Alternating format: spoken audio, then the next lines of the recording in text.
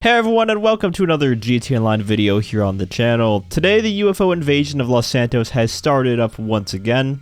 And in this video I'm going to explain exactly how the event works, what's different this time around, and important things to note about it. So if you still need to complete the event, then this video should help you out, and if you already completed it, then this will also let you know what is new with it this year.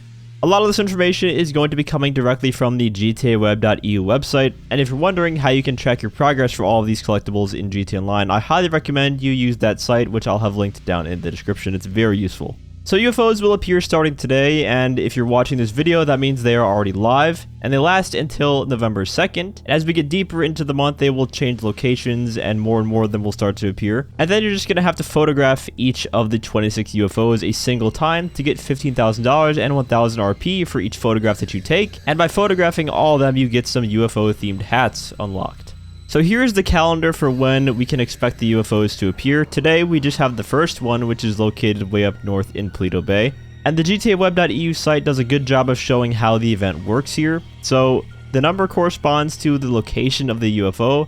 And if you haven't done this event in the past where you photograph them to unlock the clothing, then the line underneath the number indicates that that's the last day that corresponding UFO will appear. In other words, those days are must-haves if you want to complete the event if you still have to photograph them. So let's say you missed location 4 on October 17th, then you can no longer complete the event because that UFO doesn't appear any other day in the future. Whereas if you missed number 1 on the first day today, if you can't log in for some reason to complete it, then, well, this is no big deal because it appears again on October 26th. However, you must photograph it at that day, otherwise it's just gone forever.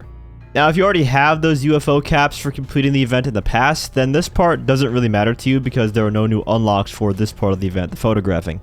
I should also mention these UFOs only appear between 1 and 4 AM in-game, so it is a pretty tight window you have to take the pictures, and then they will disappear if you get too close to them as well, as long as the Halloween weather is not active. We'll talk about that in a second though.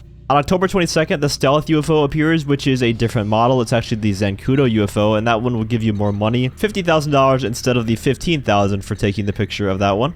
And on October 30th, that is when the UFO invasion reaches its peak. This is when Rockstar usually gives us the Halloween weather in-game, and the UFOs will stay active for longer between 10 PM and 4 AM instead of 1 to 4 AM, and they will not disappear when you get close to them this time. Instead, they will just EMP your vehicle, which I know a lot of people adore that feature. And most importantly, the UFO abductions begin that day, which is when you can unlock your second batch of goodies. So just by getting abducted, you'll get the alien boxer shorts by default.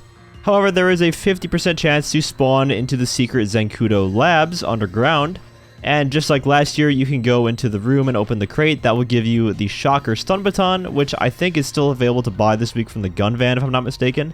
However, if you want to get it for free, then this is how you do that. Not only that though, the new unlock this year is the gray space interloper outfit that you get for doing this, which is the same model as the green one that we got for doing the Solomon Richards collectibles, but obviously it's just a different color. And finally, by escaping the lab via the levers puzzle solved by looking at each room and its symbol, there will be a varying amount of objects that have that symbol on them within the room.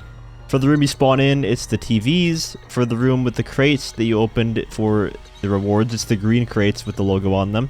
One of the other rooms has some laptop screens that you have to count, and the final room has a bunch of alien weapons with symbols on them. And that's going to tell you the order at which you pull the levers. So in the first room, if there is one TV on, then that's the first one you pull. If there were 2 crates with the symbol on them, then that's number 2, and so on and so forth. And by escaping the lab this way, you are rewarded with the mystery t-shirt, which again, isn't new, so if you did this last year, then the only thing new for you out of this entire event would be the gray space interloper outfit from being in the lab and getting it from the crate.